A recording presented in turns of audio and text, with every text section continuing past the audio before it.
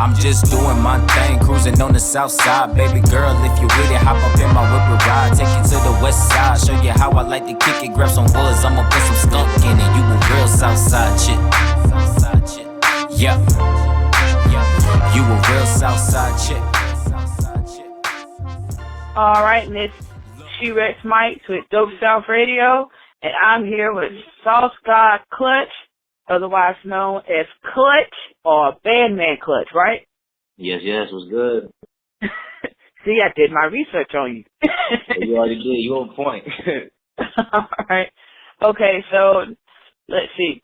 So now, I kind of introduced you and everything, but just tell us a little bit about yourself, where you're from, and everything like that. Okay, well, my name's Clutch. I go by Sawcegawd Clutch on my alias on Instagram, Twitter, and Facebook. I'm from Stanford, Florida. I'm 22 years old. I've been living in Orlando, Florida pretty much all my life, That's born and raised pretty much. That's how I said, that's my underground, you feel me? I do music. I'm a rapper, I get deep into it, I do poetry and everything. I sing a little bit for all those ladies out there, you know how it goes. But, I just do my thing. I'm more so of a chill vibe person. I don't really more so focus on what other artists got going on. I'm more so focused on what I got going on. I feel like everybody's good at art. So, just do your thing and stay in your bag. That's how I say it. That's what's up. It sounds like you stay pretty busy then. Man, I'm always busy. I don't get no sleep, but it's all good. I'm living my dream, so. Yep, that's what's up. That's all good. That's what everybody has to do. I always try to tell everybody, go to try to live your dream. Exactly. Don't sit there and be trying to live life doing something you ain't enjoying. It's going to be boring. Yep. Now, one question I had for you was, where did the name Sawcegawd Clutch come from? That's a funny one. Everybody asks me that, and I don't really be having an answer for it. All I can really say is, Clutch came from, like, by itself, because, like, I'm more so, like, the person that you can depend on, so everybody be like, oh, man, you came through Clutch. So it just kind of rung a bell on me, so I was like, I'm just going to go by Clutch. And then Sawcegawd came because it's more so off the flow of how I guess I do my music. It, like, you got, like, a nice flow, like, you got sauce, like, what you say inside your music, you kind of attract a person to you in a way or whatever. And then God just came along with it, so it was just Sawcegawd Clutch. Okay. That's what's good. All right, what made you get into music? Music, I've been doing music since I was about 8, 9 years old. I mean, I just love music. I got real close with sound and everything. I was also inside church, my mom was on me with that. And then along with the singing and everything, I was already doing my R&B thing, and along with the rapping, I got good with wordplay, with freestyling and everything. So it more so just came to nature, and I just knew. I was like, man, I just want to do music. That's all I really want to do. I tried everything else, and, not saying I can't excel or do good at something else. I'm not saying that, but, because I also cook too, you feel me? But, I just more so wanted to do music. That was it. Okay. Speaking of that, because I listened to Back to the Topic. Okay. And I was really feeling it. Main reason to me, because I felt it was genuine. So, and that was a freestyle, right? Yeah, that was, yes. I mean, I was kind of blown away by that. I was blown away by Southside Chip, which we're going to speak about that in a moment, but I was really blown away by Back to the Topic. One thing I wanted to ask, because, you used the beat for it and everything, the J. Cole beat. Yes. Wait, are you a fan of J. Cole? I am a fan of J. Cole. I mean, J. Cole, man, he's amazing. He does a lot of good things or whatever. Since he first came out or whatever with Who Dat, and he was way before that. But I saw a visual of him on BET on 106 and Park. He came out with Who Dat, and I was like, yo, that's dope. And ever since then, I've just been following his music. And then once I heard Back to the Topic, I was like, oh, yeah, he took off on that. And it's like I always rung that in my head. Like that beat always rung a bell in my head. And I was like, I'm going to do that one day. And I don't know. I just was feeling myself one day in the studio, and I just decided to go in. That's what's good. You definitely did it on that. We showed out on that one. And I loved it. Matter of fact, I'm probably going to go back to SoundCloud and listen to it again. Well, I'm not really supposed to say too much about the EP or anything, but I'm actually, because I like to be honest about my music, I really didn't like, the way that recording session came, so I'm actually about to, redo that one. That's going to be on the EP, but it's going to be a lot more on it. It's going to be an extended version. Okay. Well, I can't wait to hear it then. The extended version of that. I can't wait to hear that one. Like a little bonus for the Overlook EP. All right. So, okay, now let's move on to Southside Chick. Because Okay. I love the video. Definitely like the song. I liked it because it was smooth and it does something that a lot of rappers they don't do nowadays, which is rap to the ladies, especially your verse. So that's why I was like, what gave you the concept of the song and what gave you the concept of the video? Well, more so with the song, shout out to producer MJ Nichols, he made the beat. More so with the song, when I heard it, I mean, how all my music really comes up, I more so just hear the tune and I can kind of, melodize in my head how I want it to sound. And I just started kind of coming up with a little hook real quick, and I'm just doing my thing, cruising on the south side. And the south side, that's south side of Orlando and Meadowwoods, and that's what I basically grabbed, because that's where I'm from pretty much. That's where I was pretty much raised. So it was just something that just started getting real smooth. And as I was going on, I don't know what got me into talking about a chick, but it just happened like more so like I'm doing my thing, I'm cruising, I'm living life, but there's some chick, she got an eye on me, I got an eye on her. So it's like we're gonna intertwine that in a way. Like I had so many different theories for the song and so many different directions, but like it just more so played out how it played out. And then of course I had, my main man LB 199X. He came on the track and he just did his thing. Like I said, hey, check this out real quick, and he just started going, and I was like, yep, that's it. It just went. And then as far as the video, that video more so was like the epic party that I always wanted to throw. I made flyers for the video. I don't know if you checked out my Instagram, but we had an all-out beach bash, and we did that Daytona Beach under the pier. When we shot the video out there, people came from West Palm Beach. Shout out people from Pompano, Miami. They were doing promotion for us on Instagram. We had people from Atlanta inside the video, people from Tampa, Tallahassee over there at FSU, UCF, of course, because, that's Orlando. And it was amazing. It was dope. After that, we just had a mansion party in Orlando near Disney, and it was a success. You doing it big out there then. Yeah, I'm trying, man. I got the mindset of if you're going to do it right the first time. Don't waste time. Right. Well, let me ask you this. You pretty much, did the video yourself. You created the video, right? Yes. Were there any stressful moments as far as, putting the video together, making sure you had people there, and making sure everything goes right? Well, nah. Matter of fact, it really wasn't. I mean, some of the things maybe were like, oh my God, are we gonna get this last minute? Because I swear to God, we only had 3.5 weeks promotion. Like when you look in the video, you see all those people. That's 3 weeks half of promotion right there. That was all we had, and I was like, dang, are we going to be able to get this? We're going to be able to get that. I remember we had trouble getting a generator at one point, and last minute I just had to call somebody, and luckily we were able to go to this place and pick up a generator last minute. But, nah, we really didn't have that much stretch. I had my team, Green Society Clothing, they always support, everything. They support me and brand, me with my clothing for my videos. They came out for me and everything. They made sure I had everything I needed. Then I had my boy from the Paper Bag Project who also shot my video, Down by Design, on Instagram. He shot it for me. He's so good with the little, hover machine that's up inside the air with the camera. So shout him out real quick. Anybody need video, you can holler at my man. Everybody just on point. Everybody knew their job and they knew what they needed to do. So we just made it a hit. It was more so just have fun. Don't worry about the work too much. Just have fun. That's what it looked like. It was fun. I was like, man, I want to be there. Hey, you never know what I might come up with next. Come out to the next one. I'm planning something for next year. Sneak peek. I wasn't supposed to say that, but I'm just saying. Okay. You hit me up. You never know. I might make a trip down to Florida. Hey, I got you. Where you at right now, as a matter of fact? North Carolina. North Carolina? Oh, yeah, that ain't nothing. You definitely got to come down here. Yep. It's but a hop, skip, and a jump away. a little bit.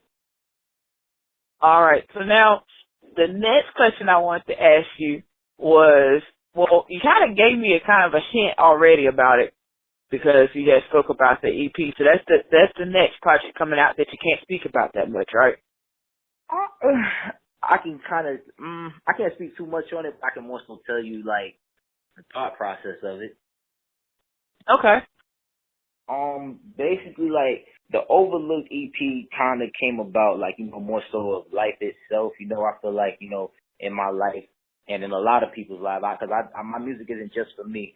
It's also for other people. Like, you're going to get to more so hear more so about my story as the project's release.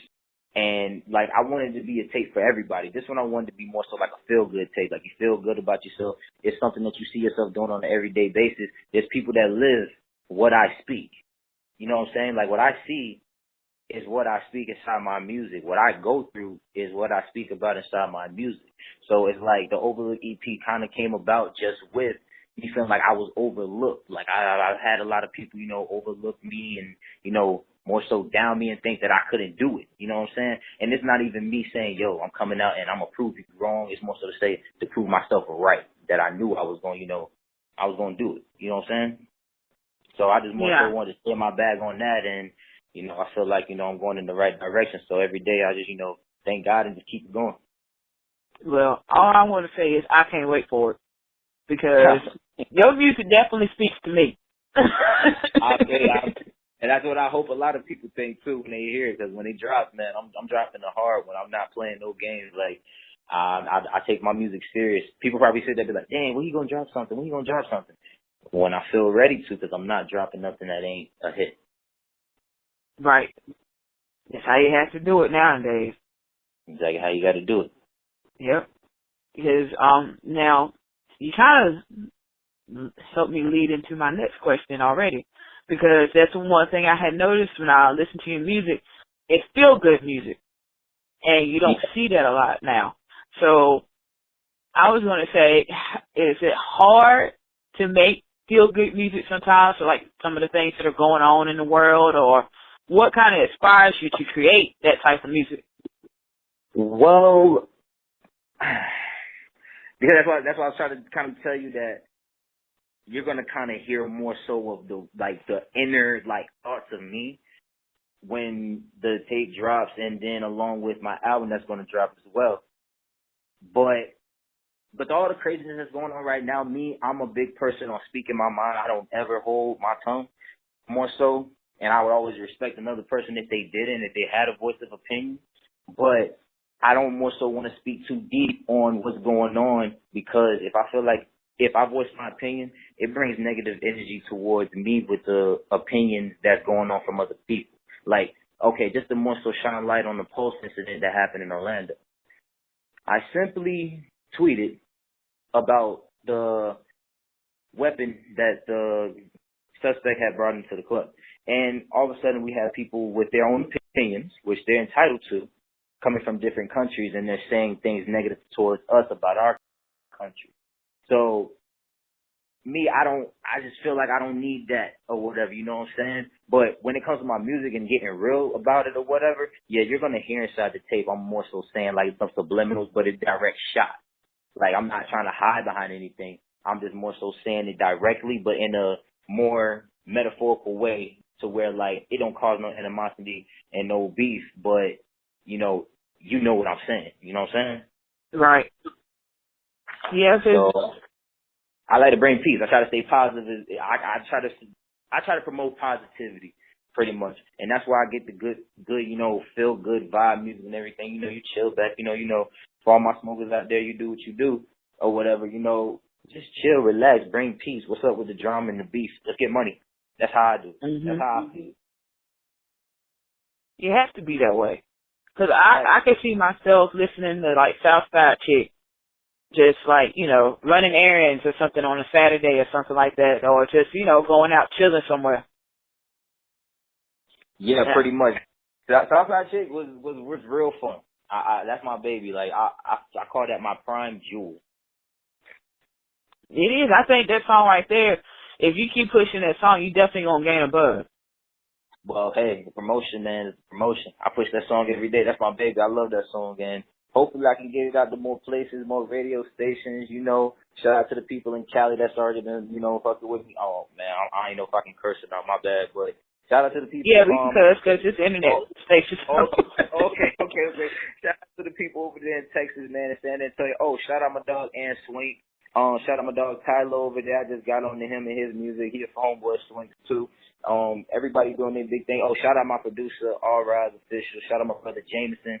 And shout out Shotty Bow, shout out NR, Rain Man, you know. I just mess with everybody around the world. I got many connects, so I just be chilling. Shout out LB too, always and forever. That's my dog. Yeah, I was going to ask you too. How did you and LB meet? Oh man, LB and I met, and it's crazy because he still doesn't remember. He says he remembers, but when when the person, they would tell you something like, "Oh yeah, I remember," they give you that look in the face, like, I don't know, maybe or whatever. Well, I tell him every time the way we met is he was performing at My City Mondays, at Beecham, and it's called The Social, but it's connected to Beecham in Orlando downtown. He was performing with this song called Come Alive with Bria Zane. She's a singer in Orlando. And it was just dope. Like, it had my eyes open because when I'm hearing it, I'm like, yo, like, that sounds so good. Like, that's like the music I want to, produce as far as an artist. Not produce like beat-wise, but as far as an artist, like, that's the type of stuff I be writing in my head. But it's like, I'm just sitting there looking at him, and I'm like, oh, this man is really killing this. And I could tell that it was pure, it was real, because you could see it in his face, just the way he delivered it on stage. And I was like, wow, that was amazing. And, like, I ran into him again. I told him that same night. I was like, yo, I wanted to chat with you, bro. And he was like, yo, get my contact info. Got it. And sure enough, we ran into each other again downtown just on some humbug at the clubs. And next thing you know, we decided, yo, we're going to connect in the studio. And originally, we weren't even supposed to do Southside Chick. That beat was just there with a verse on it and the hook, and I was waiting for somebody to get on it. We went inside the studio originally just looking through different beats from my producer, All Rise and Rain, and we was finding stuff and trying to write stuff, but then I was like, man, hold up, I want you to hear this real quick. And he heard it, and he said he was talking with it, and he just went in and he did his thing in the booth, and that was it. That's what's good. That, to me, I know a lot of artists, as far as, like, when it comes to, like, just going in the studio or whatever, it's like they already have to have, like, that ammunition or their stuff together as far as, like, the beats and all that. So, like, they already go in planning what they're going to do. But when you can actually sit there and create a hot song just from, like, off of hearing the beat, and, you just scrolling through beats and listening to beats, and then you just, to me, that works. It's magic. It's magic. It is, because, like, I'm telling you, I've had countless nights. Like, I think I was in the studio last Saturday, and I actually just got done, like, recording, I think, like, the 5th song on the EP. I sat there in the studio for, like, a good 7 hours, and it's like that because there's plenty of artists that just be coming through. Like, they come through. Like, they need a session. They need a session. They need a session. Everybody's coming through at the same time. Beats are always being shot at the studio. So if you hear a beat and you like it, people just come up out of nowhere and start making hooks. And me, I'm like the hook man. Like, people just look my way when it's, like, time for a beat to, like, come on. And it starts going. They're looking to see what I'm about to say because, like, I'm more of a freestyle. I can just jump out my head with something real quick and mumble it a little bit. And I'll be like, run that back. And then I got it a second time, and we just go with it. And they're like, okay, yeah, that's perfect. So we just be chilling in the studio, making music. It's all about the work. And I didn't know you were more of a freestyler. I could tell you could freestyle really, really well when I heard Back to the Topic, but I didn't know you were a freestyler, Yeah, I'm a little bit of a freestyler. I don't like to brag a lot. I'm a real humble person, laid back. When I'm in my bag and I'm just chilling and my dog, they be like, yo, man, go ahead, spit something, bro. I be like, man, stop playing. And they want to sit there and sneak up and put a beat on. I be like, all right, y'all serious. And if I'm feeling it, I just go off the top of the head. It's just when I'm in my zone, in my moment. But I be doing my thing here and then, you know what I'm saying? All right, so now here come the fun questions. All right, so let's see. Who's your top 5 favorite rappers? Top 5. We got J. Cole. We have Nas. We have, oh man, I'm going to take it back to my dog Wayne. I got to, old school Wayne was the best of me. That's what I grew up on for real. I'm going to give it up to my dog YG, and I'm gonna give it to Kendrick Lamar. Okay. I like your top 5. Your top 5 ain't too bad. I've heard worse.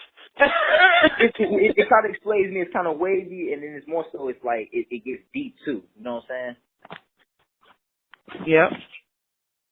Because I'm definitely like pretty much everybody you said. I'm definitely a fan of myself. Like definitely, of course, from being from North Carolina, I would like J. Cole. But not just because he's from North Carolina, just because he's good. You know, he's a good artist. I like YG. Love Kendrick. Kendrick was my workout tape. I don't know why. It's just that first song on that last album. For some reason, I could be in the gym and that song gets me going. Dang, hey, that's your motivation. That's your pip up. You know what I'm saying? You just jump up and you ready to go. Yep. All right. So let's see. Now, this has always been a debate. Matter of fact, I just saw this debate today on Facebook, and people are still arguing about it now. Tupac, they're arguing over who is the better rapper, Tupac or Biggie, and why. Man. Here we go with this one. I felt like I was gonna get at this one day. With that, I say I always ride with both of them in a different element. Tupac, because Tupac, he was more of an artist. He was more of a, open word speaker. He would tell people, how it is, but he would tell it with knowledge, and people didn't expect that. And they always try to, criticize him and ridicule him for him just being real and talking for his people. Now, Biggie, because Biggie was a lyricist, like, Biggie would come out of nowhere and say some cutthroat shit, and you turn your neck and be like, yo, what the fuck did he just say? Like, wait, what did he say in that one song? He said, you look so good, I probably sucked on your daddy's dick, and they broke their neck. Like, what? Yeah.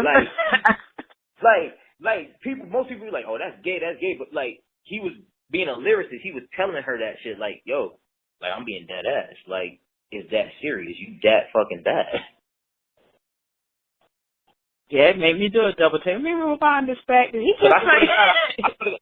swear to God, when I heard it, I turned my neck and I turned it off. And I was like, what the fuck Biggie got going on, bruh? I was like, he tripping. But then I had to sit there and play it again and listen. I was like, okay, let me listen to what he's saying. He was making sense or whatever. He was just telling her that, like, yo, it's that serious. You got damn fine or whatever.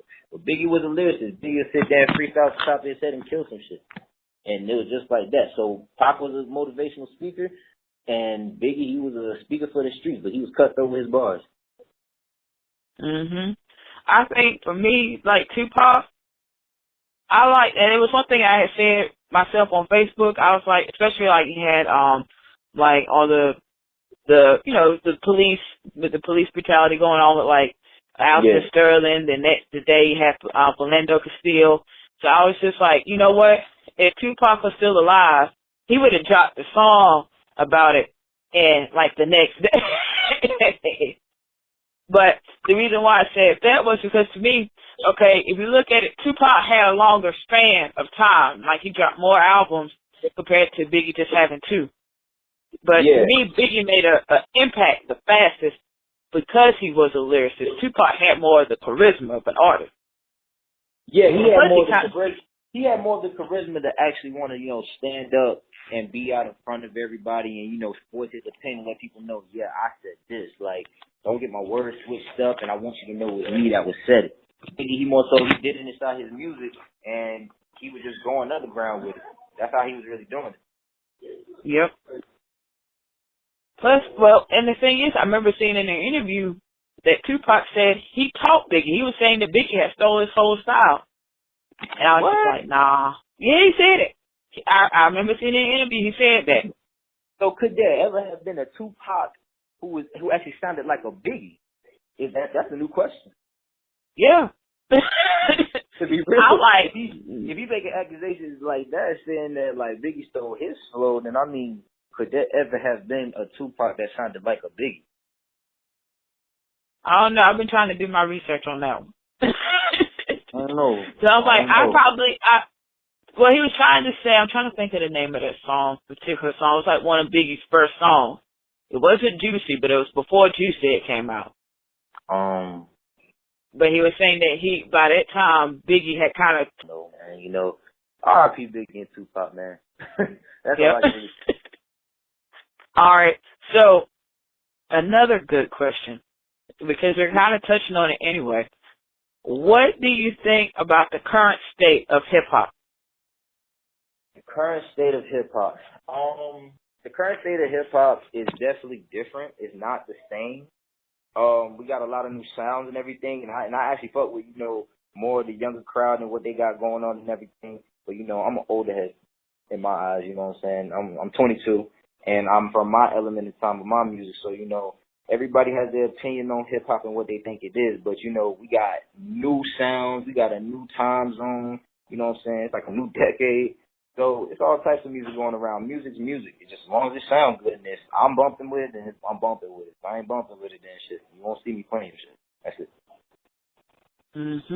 Cause for me, I got you by a good, I ain't gonna say my age, but I'm older than you, but